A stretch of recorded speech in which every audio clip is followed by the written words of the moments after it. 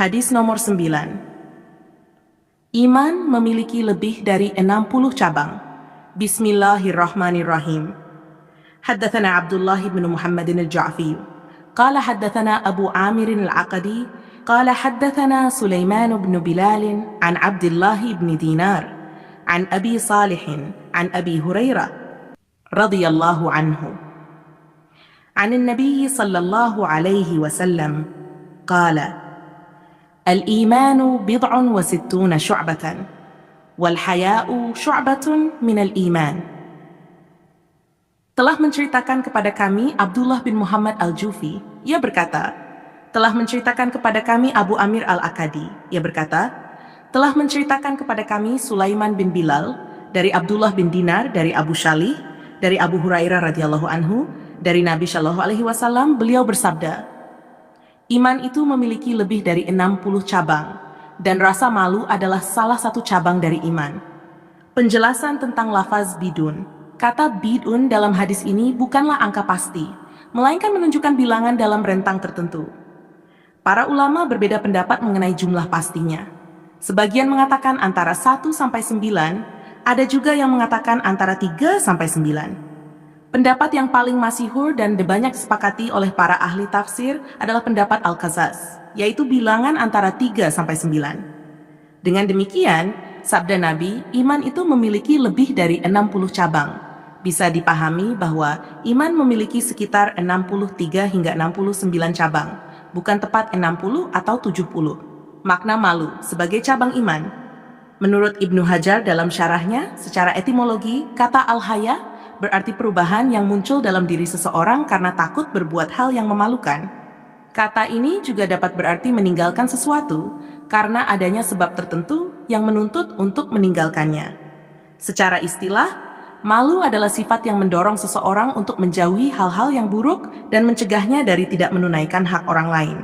Dalam sebuah hadis dikatakan, malu itu seluruhnya adalah kebaikan. Apabila dikatakan bahwa malu adalah insting alami manusia, lalu bagaimana mungkin dikategorikan sebagai bagian dari iman? Maka jawabannya, rasa malu bisa bersifat naluriah, namun bisa juga menjadi akhlak yang dibentuk. Untuk menjadikan rasa malu itu selaras dengan syariat, dibutuhkan ilmu, niat, dan upaya. Disinilah letak hubungannya dengan iman. Malu menjadi pendorong untuk taat dan penjaga dari maksiat. Oleh karena itu, tidak dibenarkan seseorang berkata, saya malu menyampaikan kebenaran, atau saya malu berbuat baik, karena jenis malu seperti itu bertentangan dengan syariat. Jika ada yang bertanya, mengapa hanya malu yang disebutkan sebagai salah satu cabang iman?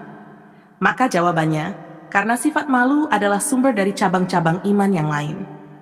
Dengan rasa malu, seseorang akan segan melakukan dosa, baik di hadapan manusia maupun di hadapan Allah. Malu membuat seseorang termotivasi untuk berbuat baik dan menjauh dari kejahatan. Pelajaran yang dapat diambil. Ibnu Iyad mengatakan bahwa para ulama telah berusaha untuk menentukan jumlah cabang-cabang iman melalui ijtihad. Menetapkan jumlah pastinya memang sulit, namun hal itu tidak berpengaruh pada keabsahan iman seseorang yang tidak bisa menyebutkan semua cabang tersebut secara rinci. Orang-orang yang mencoba menghitung cabang-cabang iman tidak menemukan kesepakatan, namun metode yang dikemukakan oleh Ibnu Hibban dianggap mendekati kebenaran, meski tidak merincikannya secara detail. Berdasarkan ringkasan dari berbagai pendapat, iman terbagi menjadi 3 bagian utama. Bagian ke-1, perbuatan hati memiliki 24 cabang, meliputi keyakinan dan niat seperti iman kepada Allah, sifat-sifatnya, keesaan dan kekekalannya, iman kepada malaikat, kitab-kitab, rasul, qadha dan qadar, serta hari akhir, iman kepada alam kubur, hari kebangkitan, padang mahsyar, hisab, pahala dosa, surga dan neraka, cinta kepada Allah, Nabi, sesama muslim, syalawat dan mengikuti sunnah Nabi, ikhlas, taubat, takut, harapan, syukur, amanah, sabar, ridha, tawahmat, rahmat, tawudu, meninggalkan riya, hasad, dan mararah. Perbuatan lisan memiliki 7 cabang, yaitu mengucapkan kalimat tauhid, membaca Al-Quran, menuntut ilmu dan mengajarkannya, doa, zikir, istighfar, menjaga lisan dari perkataan sia-sia. Bagian ketiga, perbuatan jasmani memiliki 38 cabang, yang berkaitan dengan diri ada 15, bersuci, menutup aurat, syalat, zakat, puasa, haji, umrah, membebaskan budak, memberi makan, menghormati tamu, tawaf, itikaf, mencari Lailatul Qadar, hijrah, menunaikan nazar, membayar kafarat. dan yang berkaitan dengan sesama, yaitu menjaga kesucian diri melalui pernikahan, berbakti kepada orang tua, mendidik anak, silaturahmi, taat kepada pemimpin, berlemah lembut terhadap pembantu. Yang berkaitan dengan kemaslahatan umum ada 17 cabang. Berlaku adil dalam kepemimpinan, mengikuti kelompok mayoritas, amar ma'ruf nahi munkar, jihad taat kepada hukum Allah, menunaikan amanah, membantu tetangga, menjawab salam, mendoakan orang bersin, tidak menyakiti orang lain, menjaga akhlak dalam pergaulan, mengumpulkan harta dari jalan halal, tidak boros, menyingkirkan duri dari jalanan. Jika semua cabang ini dijumlahkan, maka totalnya sekitar 69 cabang. Dan bila diperinci lebih dalam, jumlahnya bisa mencapai 79 cabang. Dalam riwayat Imam Muslim disebutkan tambahan, yang paling tinggi adalah la ilaha illallah, dan yang paling rendah adalah menyingkirkan gangguan dari jalan.